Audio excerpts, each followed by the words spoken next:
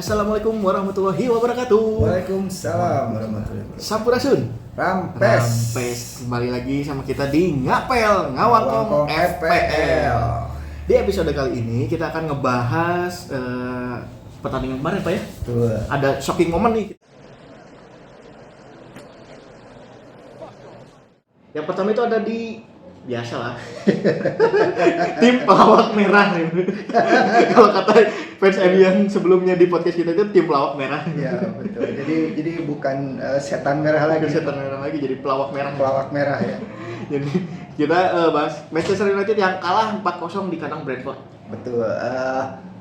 Brentford bertanding sebagai tuan rumah dan sebagai tim besar seharusnya kan memang dimanapun dia bermain kan tetap harusnya kuat ya gitu. Mau home mau away dia tetap mental juara. Cuma pada pertandingan kali ini terlihat mungkin kalau dari pertandingan berimbang ya. Cuma hasilnya itu yang mengejutkan. Shocking moment Tapi gitu. saya juga yang mengejutkan tuh sang kiper ya, sang kiper Ya. De Gea. Gol pertama itu lawak banget ya. Ya lawak. Lawak banget gitu. Emang pantas julukannya pelawak merah. Jadi memang mental keseluruhan tim agak-agak mungkin terganggu waktu itu ya. Down banget gitu. Apalagi kelihatan sepanjang pertandingan Ronaldo yang bisa dilakukan tuh marah-marah aja gitu. Tapi sebetulnya kan di gol pertama itu gara-gara dia juga. Iya, betul.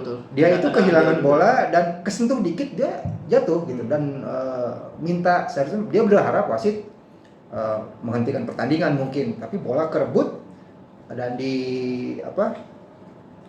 berhasil dioper ke Da Silva shoot sebetulnya bisa diantisipasi harusnya ya betul, sekali betul. De Gea gitu ya. Ya.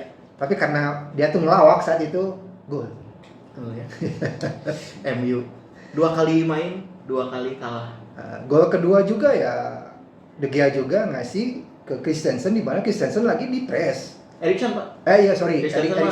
Itu yang udah pindah yang udah pindah ke Barca. Maaf.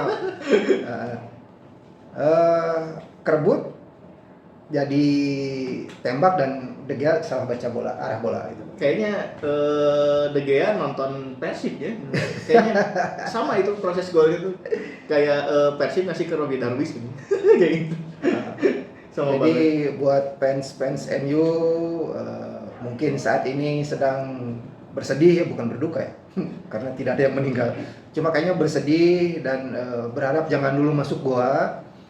Pertandingan masih ada baru dua pertandingan. Karena ada juga yang fans MU katanya ini mah teori tsunami. Teori tsunami. Dia surut dulu. Nanti udah nyungsep gitu. Tapi teori dia tuh kan itu kan seterusnya menang Ya, ini juara gitu. Ya, juara. Tsunami trophy Impossible. itu. Cuma kalau ini adalah Liga Inggris gitu, liga terketat gitu. Tidak ada jaminan bahwa tim papan atas melawan tim papan bawah sekalipun Dengan mudah gitu ya. bisa menang dengan mudah. Contohnya ya pertandingan ini. Betul. Di pramusim itu kan mereka superior gitu. Pramusim diseriusin, Iya, pas liga resminya resminya dipecandain. Itu pelawak. Oke, berarti MU ini poinnya 0 Pak ya? Dasar klasemen. ya Dasar klasemen. Minggu depan lawan Liverpool. belum dapat poin sama sekali. Belum dapat poin sekali, baru memasukkan 1 Ya. Itu pun on goal juga kalau nggak salah ya. Betul. Belum pernah ada pemain MU yang bikin gol. Atau Kaliber Ronaldo pun belum. Ronaldo dan apalagi minggu depan lawannya Liverpool. Nanti ada episode khusus nih, Ngebahas fans Liverpool yang kebetulan CEO di podcast ini melawan fans beratnya MU yang kemarin ngelawak juga di sini. Oke, itu MU. Kita beralih lagi Pak nih ke yang selanjutnya. Shocking momennya itu ada di Manchester City. Nah, gitu kan. Shocking momennya itu apa? Haaland. Jadi mungkin banyak para manajer EPL yang mungkin ya saat ini mudah-mudahan nggak ada yang sakit jantung gitu. Betul. Karena banyak yang masang Haaland di kaptenin, apalagi ada yang triple kapten juga. Ya, betul gitu. Itu sebanyak kurang lebih 250.000 orang. 250.000 orang. Para manajer EPL di seluruh dunia ya. Yang waktu itu menjual Kane, Beli langsung Haaland. beli Haaland. Termasuk saya. Nah, saya diminusin malah, gitu kan? Cuma saya tidak termasuk orang yang memakai chip triple captain untuk Haaland. Ya. Karena di atas kertas harusnya lawannya Bournemouth. Iya, menang mudah. Dari 4-0 ya. Betul. Jadi Dia 4 gol itu nggak ada nama Haaland. sama kayak pertandingan Spurs yang pertama, dari 4 golnya Spurs itu kan Nggak nggak ada Kane gitu. Betul. Sekarang berbalik. Nah, sekarang berbalik ke Haaland gitu. Nah, kemarin kan agak nyinir juga, tapi nanti kita bahas terakhir ya. Kita bahas terakhir. Itu apa? Bukan apes mungkinnya, karena kalau saya lihat cuplikan pertandingannya itu Haaland di marking secara ketat. Betul. Khusus kemana dia berlari itu nggak dilepasin. Betul. Makanya dia tuh hanya bisa ngasih 1 assist. Yang awalnya ke Gundogan. Ya, mungkin ada satu momen di mana seharusnya peluang dia itu berada di ruangan yang bebas, bola dipegang Foden, cuma ya Nggak mungkin dikasih ya. Foden nggak dikasih. mau Foden golin sendiri. memilih tembak langsung, tapi untungnya masuk. Nggak masuk. Ke tepi sama kiper. Oh, kita bisa? Ya, Oh. ke blok sama kiper. Makanya itu kalau kejadian sama Bang Dodo, wah udah itu nggak tahu marahnya kayak gimana. udah kosong nggak dioper. Dia mau banting ban kapten, udah nggak kapten lagi. Iya betul. Banting apa lagi? Banting diri. Dia aja waktu selesai pertandingan nggak mau nyalamin pelatihnya. Iya betul. Egois banget ya itu. Iya. Kan? Bintang, mega bintang. Mega bintang. Oke, itu di Manchester City yang shocking momennya itu adalah Haaland yang nggak ngegolin satu pun, cuma bikin assist 1 dari 4 gol yang dibuat Manchester City ke gawang Bournemouth coba. Sedangkan dia itu game week kedua bersatu sebagai most transfer in Ya di FPL. di FPL. Ya kita beralih lagi nih ke Liverpool. Ya. Nah ini nih shocking moment banget Liverpool. Diprediksi akan menang, ya sedikit menang mudah gitu ya lawan Crystal Palace. Ternyata tertinggal lebih dahulu dan akhirnya imbang, dan satu pemain itu di kartu merah. Nah, mungkin kita bahas dari defendernya dulu. Oke, defendernya dulu. Liverpool di game EPL ini menyandang mempunyai back dengan harga mahal, premium semua. Baik itu TAA, Van Dijk, kemudian Robertson gitu ya.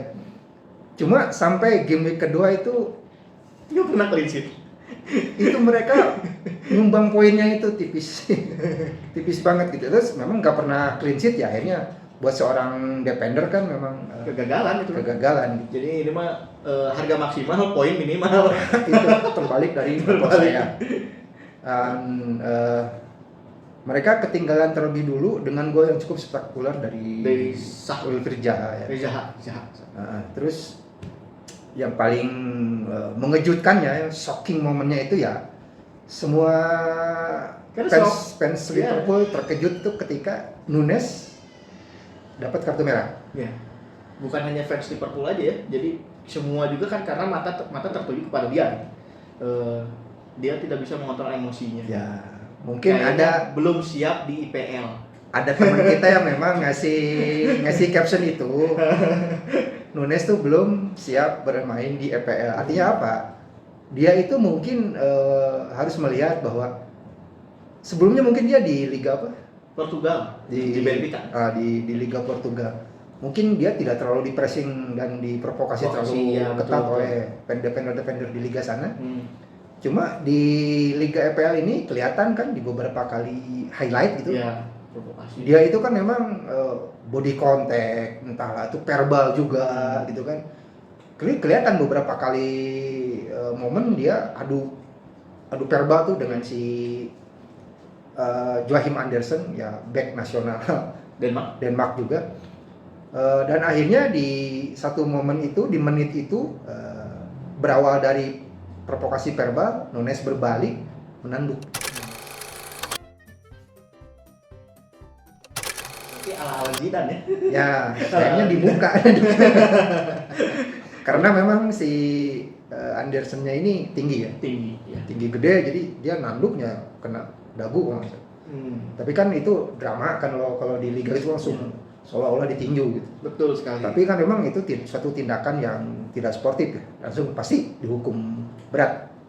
Nah itulah momen yang paling mengejutkan di liga di pertandingan Liverpool lawan Crystal Palace. Lagi di FPL banyak sekali nih yang pasang si Nunes, ini ya. iya. Ada juga yang dikaptenin, triple kapten juga Kapten ada. juga ada.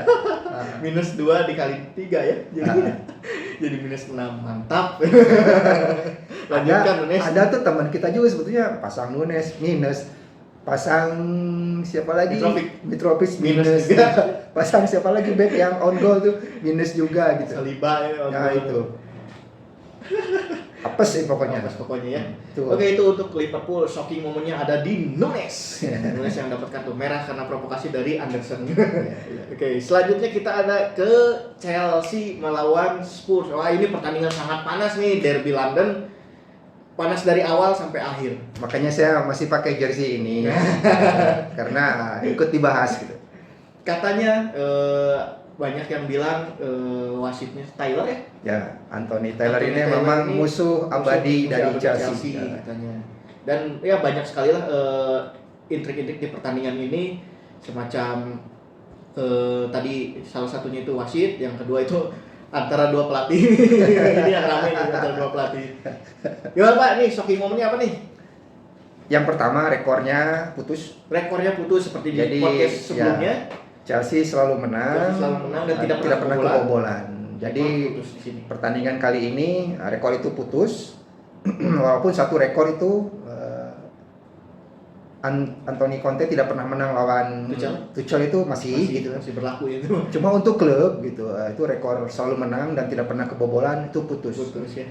Ya, dan kebetulan yang paling shockingnya ya berantemnya dua pelatih ini dia. Cuma beda ya sama di Indonesia itu. Kalau di sana tuh cuma ngadu ngomong, nggak ada kontak fisik apa-apa gitu. Kalau di kita udah tonjok-tonjokan gitu. Betul sekali. Gimana Pak? Kayaknya awalnya itu provokasinya siapa sih? Tuchel atau Conte gitu? Jadi gini, diawali oleh dua pelanggaran yang nyata, jelas itu sangat terbukti pelanggaran, cuma tidak di tiup peluit tuh sama si wasit, sama si Anthony Taylor ini. Pelanggaran berarti itu pelanggaran untuk Chelsea. Ya pemain Chelsea yang dilanggar. Pertama Kai Havertz dilanggar oleh si Romero gitu. Dan bola itu kerebut, akhirnya jadi serangan balik dan jadi gol. Memang diawali oleh kesalahan Jorginho juga di area terlarang, area kotak penalti sangat kritis kondisinya. Dia ngasih bolanya nanggung. Kerebut, dioper, dan Mendy juga nggak siap dengan tembakan seperti itu. Jadi Tuchel marah karena itu. Yang kedua, Conte merayakan gol itu dengan emosional menghadap ke ke benchnya Chelsea ya, ke muka ya Tuchel gitu ya. Ya Tuchel balas lah gitu. Atau harusnya pelanggaran dulu mungkin kalau bahasa kita. Ya. Gitu. Dan akhirnya dilerai oleh masing-masing staff gitu. Itu posisi satu sama ya itu ya? Posisi satu sama. Dan saat itu ya mungkin kalau kita ada di stadion ya kita juga pasti marah lah, harusnya kan itu pelanggaran dulu. Kalau di Indonesia itu kayaknya udah dibaledogan tuh aqua gitu. Ya. Yang herannya itu kan untuk beberapa pelanggaran wasit itu selalu menunggu dulu mungkin dari ada komunikasi dulu ya, komunikasi dengan komisi pertandingan yang mungkin ada rekaman dulu semacam VAR gitu ya, keputusan apa yang harus diambil gitu. Tapi pelanggar itu dia memang tidak berkomunikasi dulu, tidak berkonsultasi dulu. Dia bilang bola on gitu, akhirnya serangan balik dan gol ya, menjadi gol persis dengan gol kedua Kane. Ya, harusnya kita udah menang loh, udah 90 menit plus 6 dan itu udah 96 dan detik berjalan. Tendangan sudut gitu kan, corner kick, Cucurella itu ditarik rambutnya sama si Romero lagi. Jadi kalau misalkan ada pelanggan dia, si wasit kan depannya Cucurella itu.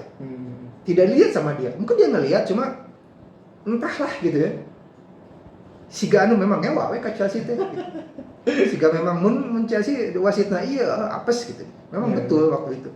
Dan itu tidak di meluit sebagai tanda pelanggaran dan bolanya masuk gitu. Tapi di satu sisi lagi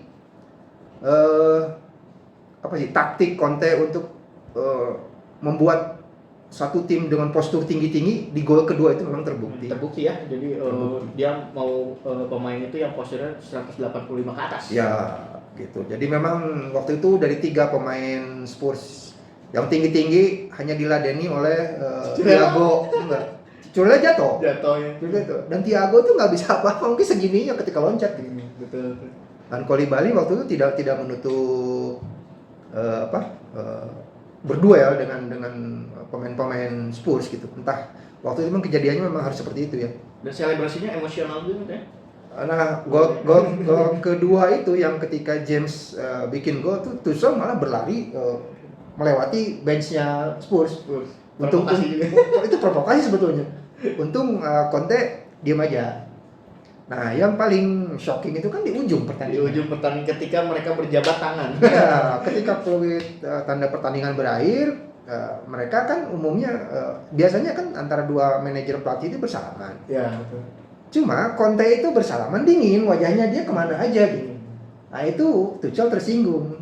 Karena budaya orang Jerman mungkin ya. Ya, dia udah dilepas tuh tanda tangannya, ditarik lagi gitu. Sambil dia bilang, lihat gue. Kalau salaman lihat muka gue.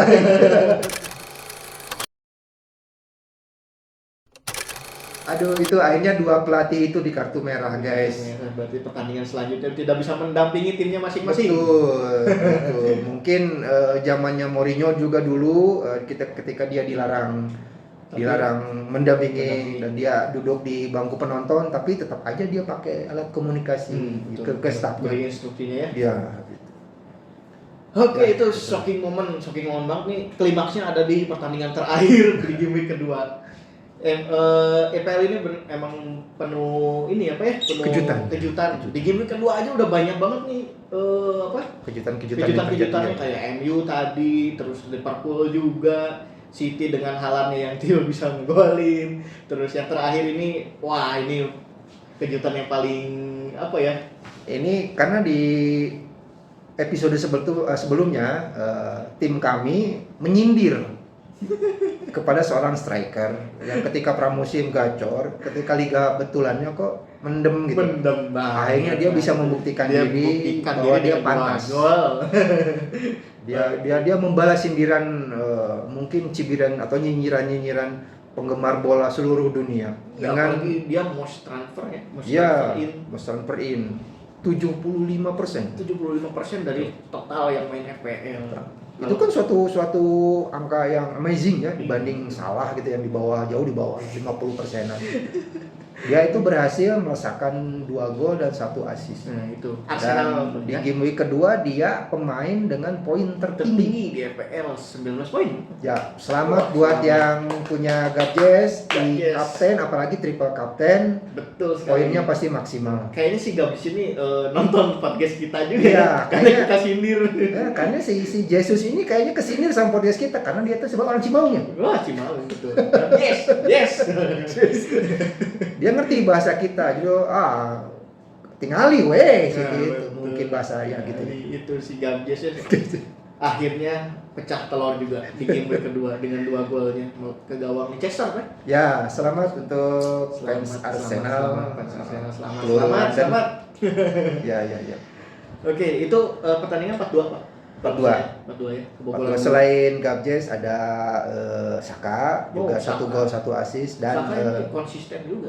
Ya, Martinelli juga masih konsisten cetak gol. Martinelli betul sekali. Dia kayaknya second strikernya Arsenal gitu. Dia dapat aja peluangnya gitu ya. Jadi saya juga mau nuker Saka sama Martinelli, cuma kehabisan duit jatah transfernya kan cuma 1. Kemarin juga saya minus gitu. Jangan takut minus, dan minus saya jong karena Haalandnya juga jong. Oke, itu dia shocking moment di game week kedua yang kita bahas di episode kali ini.